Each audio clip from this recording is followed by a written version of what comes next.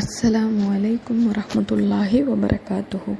அவுது பில்லாஹி மினஷ் ஷைத்தானிர் ரஜீம். பிஸ்மில்லாஹிர் ரஹ்மானிர் ரஹீம். ரப்பி ஜித்னி இல்மா. அழகிய அழைப்பு அப்படிங்கிற தலைப்பில் அல்லாஹுடைய கிருபையால் சில உன்னத பிரார்த்தனைகளை பற்றி நம்ம கற்றுக்கிட்டு வரோம். அல்ஹம்துலில்லாஹ். அந்த வகையில் இன்றைக்கி ஒரு அழைப்பை பற்றி நம்ம தெரிஞ்சுக்க போகிறோம். இந்த அழைப்பை எந்த தூதரும் எந்த சாலிகான மனிதரும் செய்யலை. இதை அல்லாஹ் தன்னுடைய அடியார்களுக்கு, அதாவது எனக்கும் உங்களுக்கும் தன்னுடைய திருமறை குரானின் மூலம் கற்றுக் கொடுக்கின்ற ஒரு அழைப்பு. அது என்ன பிரார்த்தனை, அது யாருக்கான பிரார்த்தனை அப்படின்னா, ஒரு மனிதன் தன் பெற்றோருக்காக செய்கின்ற பிரார்த்தனை தான் அது. பொதுவாக மனிதனை பொறுத்த வரைக்கும் இறைவனின் நியதிப்படி அவனுக்கு 2 விதமான கடமைகள் இருக்குது. ஒன்று ஹுக்கூக்குல்லா, அல்லாஹுக்கு செய்ய வேண்டிய கடமை. இன்னொன்று ஹுக்கூக்குல் இபாதா, சக மனிதனுக்கு செய்ய வேண்டிய கடமை. இப்போது ஒரு மனிதன் சக மனிதனுக்கு செய்ய வேண்டிய கடமைகளில் முதலாவதாக யார் இருக்காங்க அப்படின்னா அவனுடைய பெற்றோர்கள் தான் இருக்காங்க. அப்போது ஒரு மனிதன் தன்னுடைய பெற்றோருக்கு செய்ய வேண்டிய உபகாரங்களை அல்லாஹ் கடமையாகவே தன்னுடைய திருமறை குரானில் சொல்லி காட்டுறான். சூரா நிஷாவுடைய 36வது வசனத்தில் அல்லாஹ் சொல்லும் போது சொல்கிறான், வாபுதுல்லாஹ் வலா துஷ்ரிகு பிஹி ஷைஅன் வபில் வாலிதைனி இஹ்சானா. அல்லாஹுவை வணங்குங்கள், அவனுக்கு இணை வைக்காதீர்கள், மேலும் பெற்றோருக்கு உபகாரம் செய்யுங்கள். அப்போது இங்கே அல்லாஹுவை வணங்குங்கள்னு சொல்லி ஒரு மனிதனுக்கு அல்லாஹுடனான கடமையை சொல்கிறான். ஹுக்கூக்குல் அல்லாஹ் சொல்லி முடிச்சுட்டு ரெண்டாவதாக எதை பற்றி அல்லாஹ் இங்கே சொல்கிறான்னா, ஹுக்கூக்குல் இபாதாவுடைய முதன்மையான கடமையான பெற்றோர்களை பற்றி அல்லாஹ் சொல்கிறான்.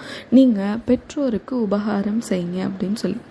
இந்த பூமியில் ஒரு படைப்பை படைக்கிறதும் அதுக்கான தேவைகளை நிறைவேற்றி கொடுக்கறதுடைய பொறுப்பு அல்லாஹ்வுக்கு மட்டுமே உரியது. இந்த பொறுப்பு அல்லாஹ் தன்னிடத்தில் மட்டும்தான் வச்சுருக்கான். ஆனால் இந்த உலகத்தில் இதே போன்ற வேலையை செய்கிற மனிதர்கள் யாருன்னா பெற்றோர்கள். அப்போது ஒரு உயிரை பூமிக்கு கொண்டு வரதும் அவங்களுக்கான தேவைகளை நிறைவேற்றி கொடுக்குற தன்னுடைய பிரதிநிதியாக அல்லாஹ் பெற்றோர்களை இந்த பூமியில் அமைச்சிருக்கான். அதனால தான் இறைவன் தனக்கு செய்ய வேண்டிய கடமைகளுக்கு பின்னாடி பெற்றோருக்கு செய்ய வேண்டிய கடமைகளை சொல்கிறான்.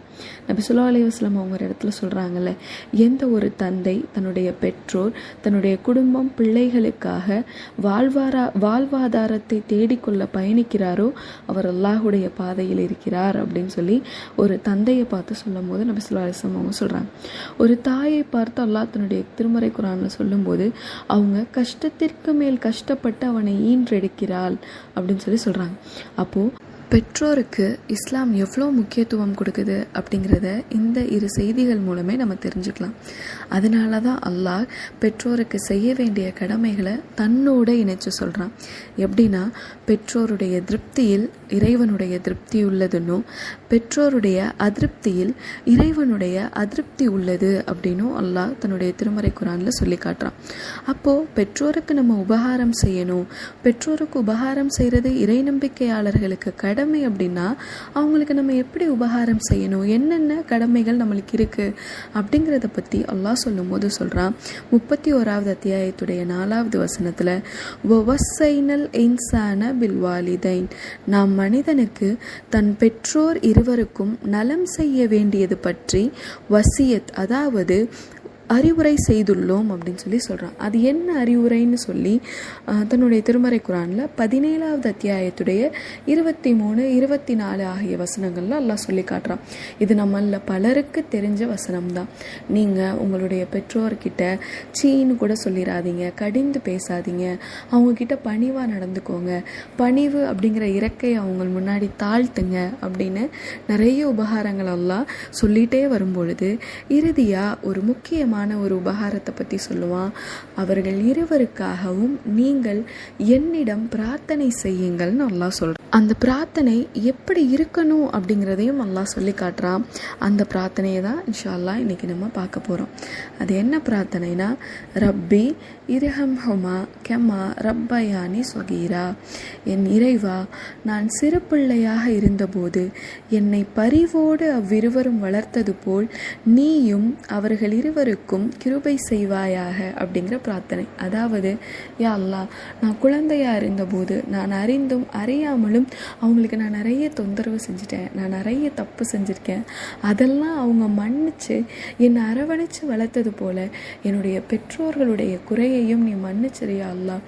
அவங்களுடைய தவறை மன்னிச்சு அவங்க மேலே உன்னுடைய அன்பையும் அருளையும் குடையா அல்லாஹ் அப்படிங்கிற துவா தான் அது. இந்த மாதிரியான ஒரு துவாவை இப்ராஹிம் நபியும் செஞ்சுருக்காங்க. இப்ராஹிம் அலைஹிஸ்ஸலாம் பல துவாக்கள் செஞ்சதா அல்லாஹ் தன்னுடைய திருமறை குரானில் சொல்லி காட்டுறான். அதில் ஒரு முக்கியமான துவா தன்னுடைய பெற்றோருக்காக அவங்க செஞ்ச துவா. ரப்பனா யஃபிர்லி வலி வாலிதைய வலில் முஃமினீன யௌம யக்கூமுல் ஹிசாப். எங்கள் இறைவா, என்னையும் என் பெற்றோரையும் முஹ்மீன்கள் கேள்வி கேட்கும் மறுமை நாளில் மன்னிப்பாயாக அப்படிங்கிறது தான் துவா. அப்போது இந்த மாதிரியான துவாக்களை நம்ம கேட்குறதால என்ன பயன் இருக்குது? ஏன் அல்லாஹ் பெற்றோருக்கு துவா கேளுங்கன்னு சொல்கிறான்? அதுக்கு பதிலாக வேறு அமல்கள் ஏதாவது சொல்லியிருக்கலாம் தானே? இப்போ இந்த துவா கேட்குறதால என்ன நடக்கும் அப்படின்னா, அபூ ஹுரைரா ரலியல்லாஹு அன்ஹு சொல்கிறாங்க, சுப்ஹானல்லாஹ், இது அஹமதில் பதிவு செய்யப்பட்ட ஒரு நபிமொழி. ஒரு மனிதன் இறந்து போன பின்பும் அவருடைய அந்தஸ்து மட்டும் உயர்ந்துக்கிட்டே இருக்குமா. அப்போ அந்த அடியான் அல்லாஹ் கிட்ட கேட்பானா, யா அல்லாஹ், இங்கே என்ன நடக்குது? நான் தான் இறந்து போயிட்டேனே, நான் எந்த அமலும் செய்யலையே, என்னுடைய அந்தஸ்து ஏன் உயர்ந்துக்கிட்டே போகுது அப்படின்னு அந்த அடியான் கேட்கும் போதெல்லாம் சொல்வானா, இந்த நேரத்தில் உனக்காக உன்னுடைய பிள்ளைகள் பாவ மன்னிப்பு தேடிக்கொண்டிருக்கிறார்கள், அதனால் உன்னுடைய அந்தஸ்து உயருது. சுப்ஹானல்லாஹ். இப்போ பாருங்கள், நம்மளுடைய பெற்றோர்களுக்காக துவா செய்யும் பொழுது அல்லாஹ் அவர்களுடைய அந்தஸ்தை உயர்த்துறான். அவங்களுடைய அந்தஸ்து உயர்றதால நம்மளுக்கு என்ன பயன் அப்படின்னா, அவங்க அந்தஸ்து சொர்க்கத்தில் உயர்ந்திருக்கு. இப்போ நம்மளும் சொர்க்கத்துக்கு போகிறோம், நம்மளுடைய அந்தஸ்து அவங்களோட கொஞ்சம் கம்மியாக இருக்கலாம். அப்படி இருந்தால் அல்லாஹ் என்ன செய்வானா, இப்போ நம்ம இருவரையும் ஒரே அந்தஸ்தில் சேர்த்துருவானா. அல்லாஹ் இதை பற்றி தன்னுடைய திருமறை குரானில் 52வது அத்தியாயத்துடைய 21வது வசனத்தில் சொல்லும் போது சொல்கிறான், எவர்கள் ஈமான் கொண்டும் அவர்களுடைய சந்ததியினரும் ஈமான் கொண்டு இருக்கிறார்களோ அவர்களுடைய சந்ததியினருடன் சொர்க்கத்தில் நாம் ஒன்று சேர்த்து விடுவோம். இப்போ நம்மளுடைய பெற்றோர்கள் நம்மளோட உயர்வான அந்தஸ்தில் இருந்து நம்மளும் சொர்க்கவாசிகளாக சொர்க்கத்துக்குள்ளே போகும்போது அல்லாஹ் நம்மளுடைய இருவருடைய அந்தஸ்தையும் ஒரு சேர வச்சிருவான். அப்போது இந்த துவாவை நம்மளுடைய பெற்றோருக்காக தினமும் கேட்கணும். ஆனால் அப்படி கேட்குறதுக்கு முன்னாடி 2 விஷயங்களை நம்மளுக்குள்ளேயே கேள்வியாக கேட்டு பார்த்துக்கணும். அது என்ன விஷயம்னா, நான் என்னுடைய பெற்றோருக்கு இது போல் துவாவை செய்கிறேனா? துவா செய்கிறதுக்கு முன்பு நான் அவங்களுக்கு செய்ய வேண்டிய கடமைகளை சரியாக செய்கிறேனா? எனக்கு நிறைய பொறுப்புகள் கூடிருச்சு, என்னுடைய பதவி கூடிருச்சு, என்னுடைய வேலை பளு கூடிருச்சு, என்னுடைய பிள்ளைகள் வளர்ந்துட்டாங்க அப்படின்னு எவ்வளவு வேலைகளுக்கு மத்தியில் நான் மூழ்கி இருந்தாலும் என்னுடைய தாய்க்கும் என்னுடைய தந்தைக்கும் செய்ய வேண்டிய உபகாரங்களை நான் சரிவர செய்கிறேனா? ரசூல்லா சொன்னாங்களே, உங்களுடைய தாயும் தந்தையும் தான் உங்களுடைய சொர்க்கத்துடைய கதவுன்னு சொல்லி, என்னுடைய சுவனத்து கதவுகளை நான் சரியாக பராமரிக்கிறேனா அப்படிங்கிற கேள்வியை நம்ம தினமும் கேட்டுக்கணும். 2வது கேள்வி என்னென்னா, நான் என்னுடைய பெற்றோருக்காக துவா செய்கிறேன், அல்ஹம்துலில்லாஹ், எனக்காக இந்த துவாவை செய்ய போகிறது யார்? எனக்காக இந்த துவாவை கேட்கக்கூடிய பிள்ளைகளாக என்னுடைய பிள்ளைகளை நான் உருவாக்கியிருக்கேனா? அப்போது இது எவ்வளோ ஒரு அழகான பந்தம் பார்த்திங்களா? நம்மளுடைய பெற்றோருக்காக துவா செய்யணும். அதே போல் நம்ம பெற்றோராக இருக்கிற பட்சத்தில் நம்மளுடைய பிள்ளைகளை நமக்காக துவா செய்யக்கூடிய பிள்ளைகளாக நம்ம வளர்த்துருக்கோமா? நீங்கள் இந்த உலகத்தில் அவங்களுக்கு தேவையான பொருள்களை வாங்கி கொடுக்குறீங்க, அவங்களுக்கு நல்ல கல்விகள் கொடுக்குறீங்க, சரி, அந்த கல்வியின் மூலமாக அவங்க ஒரு கட்டத்தில் அவங்களுடைய பொருளாதார தேவையை அவங்களே தேட ஆரம்பிச்சிருவாங்க. அப்படி அவங்க நம்மளை விட்டு இண்டிபெண்ட்டாக ஆகும்போது நம்மளுடைய தேவை அவங்களுக்கு ஏற்படாது, நம்மளை உதாசீனப்படுத்த ஆரம்பிச்சிருவாங்க. இதுதான் இன்றைக்கி இந்த உலகத்துடைய பல மனிதர்களுடைய நிலைமை. அப்போது நம்ம அவங்களுக்கு அல்லாஹுவை பற்றியும் அல்லாஹுடைய அன்பை பற்றியும் அல்லாஹுடைய அருளை பற்றியும் அவனுடைய சுவனத்தை பற்றியும் அதிகமாக அவங்களுக்கு சொல்லி கொடுக்கும் பொழுது அவங்க தன்னுடைய வாழ்க்கையில் எவ்வளோ உயரத்துக்கு போனாலும் நம்மளுக்கு பணிவிடை செய்வதையும் நம்மளுக்காக நேரம் ஒதுக்கி துவா செய்கிறதையும் மறக்கவே மாட்டாங்க. அப்போது இறுதியாக ஒரே ஒரு நிகழ்வு, ஒரு பெற்றோர் மகனுக்கும் அவன் பிள்ளைகளுக்கும் உள்ள உறவு எப்படி இருக்கணும் அப்படிங்கிறதுக்காக ஒரு நிகழ்வை மட்டும் நான் உதாரணமாக சொல்லி இந்த நினைவூட்டலை நிறைவு செய்கிறேன். பத்ர் போரில் நபி ஸல்லல்லாஹு அலைஹி வஸல்லம் அவங்க கைதிகளை பிடிச்சிட்டு வந்திருந்தாங்க. அந்த கைதிகளில் அப்பாஸ் ரலியல்லாஹு அன்ஹு இருந்தாங்க. அப்போ அவங்க இஸ்லாத்தை ஏற்றுக்கலை.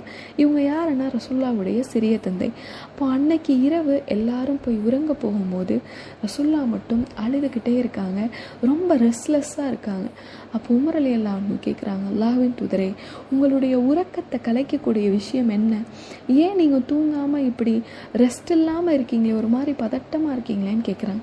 இப்போ கேட்கும்போது நபி ஸல்லல்லாஹு அலைஹி வஸல்லம் அவங்க சொல்கிறாங்க, என்னுடைய சிறிய தந்தையான அப்பாஸுடைய முனங்கள், அவர் கைதியாக இங்கே கொண்டு வரப்பட்டு அவருடைய முனங்கள் என்னை தூங்க விடாமல் செய்யுதுன்னு சொன்னாங்க. சுப்ஹானல்லாஹ், ஒரு தந்தைக்கும் மகனுக்குமான உறவை பாருங்கள் எப்படி இருக்குன்னு. அதே போல் இன்னும் ஒரு நிகழ்வு என்ன அப்படின்னா, உமர் ரலியல்லாஹுடைய காலத்தில் நடந்த விஷயம் அது. உமையா இப்னு அஸ்கர் அப்படிங்கிற ஒரு சஹாபி. அவங்க தன்னுடைய வாழ்நாள் முழுக்க நிறைய போரில் கலந்துக்கிட்ட ஒரு மனிதர். உமர் ரலியல்லாஹுடைய காலத்தில் பாரசீகத்துக்கு எதிராக ஒரு போர் நடக்குது. ஆனால் இந்த போரில் அவரால் கலந்துக்க முடியல. அவருக்கு ரொம்ப வயதாகிருது. அதனால் அவருடைய மகன் கிலாப் வந்து அந்த போரில் கலந்துக்கிறாங்க. போருக்கு கலந்துக்கிறதுக்காக அவர் புறப்பட்டும் போயிடுறார். ஆனால் இந்த தந்தையால் தன்னுடைய மகனை பிரிஞ்சு வாழவே முடியல. கிலாபை அவருக்கு ரொம்ப தேடுது. எந்த அளவுக்குன்னா, அவர் தெருவில் நடந்து போகும்போது ஒரு கோழி தன்னுடைய குஞ்சுகளை அரைவணைச்சு கூட்டிகிட்டு போகிறத பார்த்தா இப்போ இவர் அழுக ஆரம்பிச்சிருவார். தன்னுடைய மகனுடைய ஞாபகம் வந்து. அதே போல் தெருவில் குழந்தைகள் விளையாடுறத பார்த்தாலும் தன்னுடைய மகன் ஞாபகம் வந்து அழுக ஆரம்பிச்சிருவார். அப்போது இந்த தந்தைக்கும் மகனுக்கும் எவ்வளோ ஆழமான உறவு இருந்தால் ஒவ்வொரு நிகழ்வும் அவருக்கு தன்னுடைய பிள்ளையுடைய நினைவை ஏற்படுத்தியிருக்கும். இப்படியே அவருக்கு தன்னுடைய பிள்ளையுடைய ஞாபகம் வந்துக்கிட்டே இருக்குது. இறுதியில் ஒரு கட்டத்தில் ரொம்ப கோபமாகி உமர் ரலியல்லாஹு அன்ஹு அவங்களுடைய சபைக்கு போய் அவங்கக்கிட்ட கடுமையான வார்த்தைகளால் எச்சரிக்கிறார். நான் ஒரு பிள்ளையை பெற்று எனக்கு கண் குளிர்ச்சி தரக்கூடிய ஒரு பிள்ளையை நான் வச்சுருந்தேன். அந்த பிள்ளையை நீங்கள் என்கிட்ட இருந்து பிரிச்சிட்டிங்க. நீங்கள் அல்லாஹ்வுக்கு பதில் சொல்லணும் உமரே அப்படின்னு சொல்லி கடுமையான வார்த்தைகளை பேசிட்டு போயிடுறார். இந்த வார்த்தை உமர் ரலியல்லாஹு அன்ஹுக்கு ரொம்ப கஷ்டமாயிருது. அப்போ என்ன செய்கிறாங்க, கடிதம் எழுதுகிறாங்க. யாருக்குன்னா, இந்த கிலாஃப் இருக்கக்கூடிய அந்த ஊரில் உள்ள அந்த பிரதிநிதிக்கு கடிதம் எழுதுகிறாங்க. இந்த மாதிரி இந்த மனிதர் அங்கே இருக்கார், அவரை நீங்கள் திருப்பி எங்கள் ஊருக்கே அனுப்பிச்சிருங்க. அவரை எங்கள் ஊருக்கு வரும்பொழுது என்னை முதல்ல சந்திக்க சொல்லிவிட்டு அப்புறமா அவருடைய தந்தையை சந்திக்க சொல்லுங்கன்னு சொல்கிறாங்க. இப்போ அதே போல் இப்போ கிலாப் ஊருக்கு வந்து நேராக உமர் ரலியல்லாஹுடைய அவைக்கு வராங்க. இப்போ வந்த உடனே உமர் ரலியல்லாஹு அவங்க தந்தை செய்த விஷயங்கள்லாம் சொல்கிறாங்க. அப்பா, உன் தந்தை இப்படிலாம் செஞ்சார், நீ அப்படி அவருக்கு என்ன செய்வ அப்படின்னு சொல்லி கேட்கும்போது அவர் சொல்கிறாரு, அமீருல் முஃமினீனே, நான் என்னுடைய தந்தைக்கு எப்போதும் பால் கறந்து கொண்டு வந்து கொடுப்பேன். ஆனால் அதை நான் குளிர்ச்சியாக தான் கறந்து கொடுப்பேன். இப்போ பொதுவாக ஆட்டுடைய மடியிலிருந்தோ மாட்டுடைய மடியிலிருந்தோ பால் கறந்தோன்னா ஒரு வெதுவெதுப்பு தன்மை இருக்கும் கொஞ்சம் நேரத்துக்கு. அப்போது அந்த வெதுவெதுப்பு தன்மை கூட தன்னுடைய தந்தைக்கு ஒரு இடையூறாக இருந்துடக்கூடாதுன்னு சொல்லி அதை கொஞ்சம் நேரம் தண்ணியில் வைப்பாராம் அந்த பாத்திரத்தை. அந்த தண்ணி அந்த பாத்திரத்தில் ஜில்லுன்னு ஏறி அந்த பாலும் குளுமையானதுக்கப்புறம் தான் கொண்டு போய் தன்னுடைய தந்தைக்கு கொடுப்பாராம். அப்போ இதை கேட்ட உடனே உமர் ரலியல்லாஹு அன்ஹு சொல்கிறாங்க, சரி நீ இப்போ இதே மாதிரி போய் பால் கறந்துட்டு வந்து வெயிட் பண்ணுன்னு சொல்கிறாங்க. இப்போ இங்கே இந்த மனிதரை கூப்பிட்டு விட்டுறாங்க, இந்த தந்தையையும் கூப்பிட்டு விட்டுறாங்க. கூப்பிட்டு விட்டு அவரை உட்கார வச்சுட்டு இப்போ பால் கறந்து வந்த உடனே உமர் ரலியல்லாஹு அன்ஹு அதை தான் வாங்கிட்டு வந்து இந்த மனிதர்கிட்ட கொடுக்குறாங்க. உமையா இப்னு அஸ்கர் கிட்ட கொடுக்குறாங்க. இப்போ கொடுத்த உடனே இவர் என்ன செய்கிறாரு, அந்த பாலை வாங்கி அருந்தும் போதே அழுக ஆரம்பிச்சிடுறாரு. இதில் என் மகனுடைய வாசனை தெரியுது அப்படின்னு சொல்லி அழுக ஆரம்பிச்சிடுறாரு. உடனே உமர் ரலியல்லாஹு அன்ஹு உங்கள் மகன் வந்திருக்காருன்னு சொல்லி கூப்பிட்டு விட்றாங்க. தன்னுடைய மகனை பார்த்த உடனே இந்த தந்தை ஆற தழுவி கட்டி முத்தமிட்டு அழுகிறாங்க. தந்தையும் அழுகிறாரு, மகனும் அழுகிறாரு. இந்த காட்சியை பார்த்து ஒட்டுமொத்த சபையும் இப்போ கண்ணீரில் இருக்குது. உமர் ரலியல்லாஹு அன்ஹு தேம்பி தேம்பி அழுகிறாங்க. அழுதுட்டு சொல்கிறாங்க, எனக்கும் என்னுடைய தந்தைக்கும் இடையே இப்படி ஒரு உறவு இல்லாமல் போயிடுச்சே, எனக்கும் என் தந்தைக்கும் இடையே இவ்வளோ ஒரு அழகான பந்தம் இல்லாமல் போயிடுச்சேன்னு சொல்லி அழுகிறாங்க. அப்போது இந்த தந்தை இந்த மகன் மேலே இவ்வளோ அன்பு வச்சுருந்தா அந்த மகன் தந்தைக்கு எவ்வளோ உபகாரம் செஞ்சுருக்கணும். மகன் இந்த அளவுக்கு தன்னுடைய தந்தைக்கு உபகாரம் செய்கிறாருன்னா அந்த தந்தை இந்த பிள்ளையை எந்த அளவுக்கு வளர்த்துருக்கணும். இப்போ நம்மளும் பிள்ளைகளாக இருந்து நம்மளுடைய பெற்றோருக்கு செய்ய வேண்டிய பிரார்த்தனையும் சரியாக செய்யணும். நம்ம பெற்றோராக இருந்து நமக்காக இந்த பிரார்த்தனையை செய்யக்கூடிய பிள்ளைகளை உருவாக்கிட்டு தான் நம்ம மரணிக்கணும் இன்ஷா அல்லாஹ். அப்போது அல்லாஹ் நமக்கு கற்றுக் கொடுத்தது போலவே நாம் இந்த பிரார்த்தனையை செய்யக்கூடியவர்களாக இருப்போம் இன்ஷா அல்லாஹ். ரப்பி இர்ஹம்ஹுமா கமா ரப்பயானி சஹீரா. என் இறைவா, நான் சிறு பிள்ளையாக இருந்தபோது என்னை பரிவோடு அவ்விருவரும் வளர்த்தது போல் நீயும் அவர்கள் இருவருக்கும் கிருபை செய்வாயாக. அஸ்ஸலாமு அலைக்கும் வரஹ்மத்துல்லாஹி வபரகாத்துஹு.